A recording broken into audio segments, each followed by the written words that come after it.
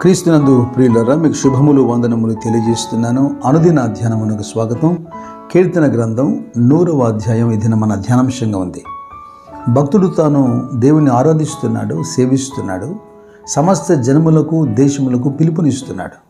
సమస్త దేశములారా యెహోవాకు ఉత్సాహధ్వని చేయుడి, సంతోషముతో యెహోవాను సేవించుడి, ఉత్సాహగానము చేయుచు ఆయన సన్నిధికి రండి.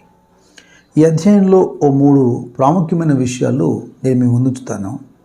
ఈ అధ్యాయంలో మనకు కనబడుతున్న కృతజ్ఞత లేదా అర్పణ, ఆయన సన్నిధికి రండి, కీర్తనలు పాడండి, వీటన్నిటికీ కారణం మొదటగా 2వ వచనంలో చెప్పబడినట్టుగా 3వ వచనంలో చెప్పబడినట్టుగా యెహోవాయే దేవుడిని తెలుసుకొనండి.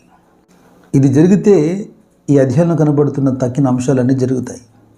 అసలు దేవుడే లేడని అంటున్నటువంటి బుద్ధిహీనులు, అలాగే దేవుని వెతికినను వివేకం లేకుండా వెతికేవారు కొందరున్నారని 53వ కీర్తనలో మనం చూడగలం. ప్రవక్త అయినటువంటి ఇర్మియా ద్వారా దేవుడు చెబుతున్నాడు. 9వ అధ్యాయం 23-24 వచనాల్లో యెహోవా ఇలాగ సెలవిస్తున్నాడు, జ్ఞాని తన జ్ఞానమును బట్టి, శూరుడు తన శౌర్యమును బట్టి అతిశయింపకూడదు, ఐశ్వర్యవంతుడు తన ఐశ్వర్యమును బట్టి కూడా అతిశయింపకూడదు. అయితే అతిశయించువాడు ఎవరిని బట్టి అతిశయించాలి?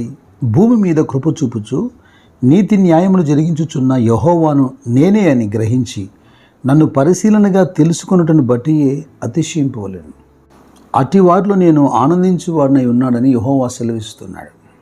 ఇక్కడ నోయింగ్ గాడ్ అంటే యేసుక్రీస్తు ప్రభు అని కేవలం వినటం కాదు, తెలుసుకోవటం కాదు.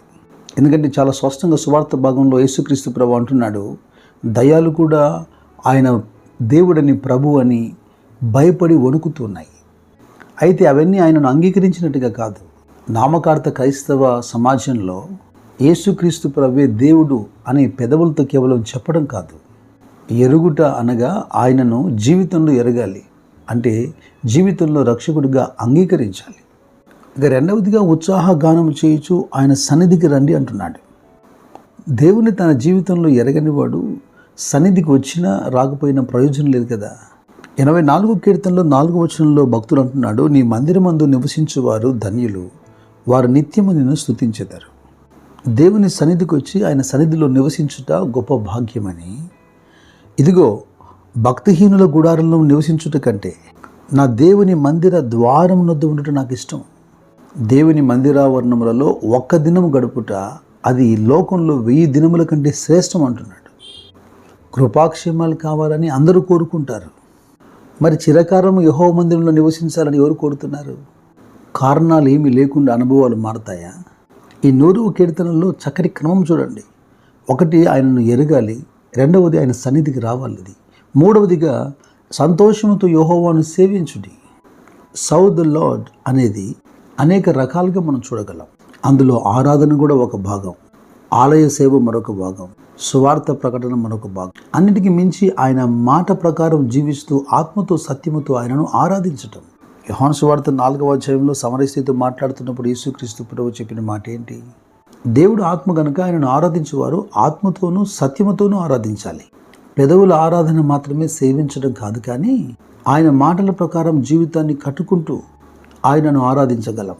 చాలామంది ఈ వర్షిప్లో అంటే నడిపిస్తున్నట్టు వారిని, పాడుతూ ఆరాధన నడిపిస్తున్న వారిని చక్కగా అనుకరిస్తుంటారు.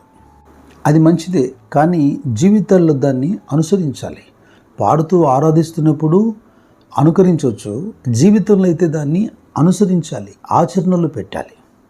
కృతజ్ఞత అర్పణలు చెల్లించుచు ఆయన గుమ్మములలో ప్రవేశించుడి, కీర్తనలు పాడుచు ఆయన ఆవరణంలో ప్రవేశించుడి.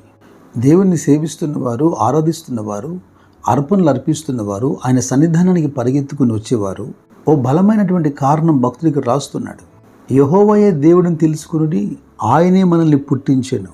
ఎంత చక్కగా ఫుట్నోట్లో రాస్తున్నాడు, మనలను మనమే సృజించుకొనలేదు, ఆయన మనల్ని పుట్టించాడు, మనం ఆయన వారము మరియు ఆయన ప్రజలము, ఆయన మేపు గొర్రెలము. ఇక్కడ కనబడుతున్నటువంటి కృతజ్ఞతార్పణలలో 2 రకాల అర్పణలు ఉంటాయి, మెటీరియల్ అండ్ మెంటల్. అంటే పదార్థంతో సంబంధించినటువంటి అర్పణలు, మనసుకు సంబంధించినటువంటి అర్పణలు. అపోస్తలుడైన పౌలు కూడా సంఘంతో మాట్లాడుతున్నప్పుడు మనము శరీర ఇచ్చలకు పుట్టలేదని, మనిషి ఇచ్చలకు మనం పుట్టిన వారం కాదని, మన పుట్టుక దేవుని యొక్క ప్రణాళికని, ఆ మాటకు వస్తే ఎఫెసీ సంఘంతో మాట్లాడుతున్నప్పుడు 2వ అధ్యాయంలో 10వ వచనంలో అంటారు, మరియు వాటి యందు మనం నడుచుకొనవలనని దేవుడు ముందుగా సిద్ధపరిచిన సత్క్రియలు చేయుటకై మనం క్రీస్తు యేసునందు సృష్టింపబడిన వారమై ఆయన చేసిన పని అయి ఉన్నాము. మనమేదో పుట్టి పెరిగి మన జీవితాన్ని మనం జీవిస్తూ ఇప్పుడు ఏదో గొప్ప త్యాగం చేసి దేవుని పనులు చేస్తున్నట్టు కాదు.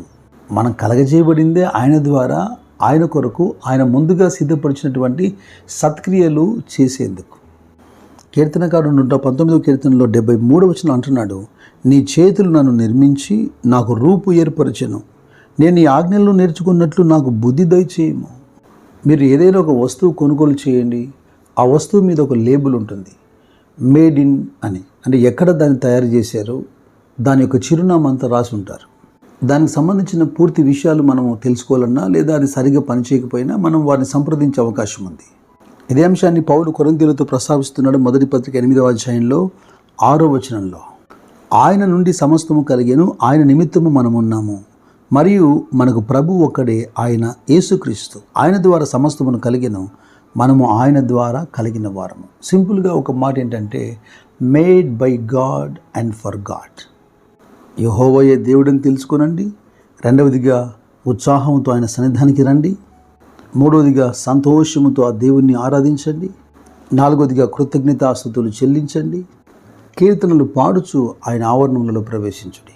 ఆయనను స్తుతించుడి, ఆయన నామమును గణపరచుడి. యెహోవా దయాళుడు, ఆయన కృప నిత్యముండును, ఆయన సత్యము తరతరములుండును. మీ ఆరాధనల్లో సత్యం ఉండాలన్నది నా ప్రార్థన.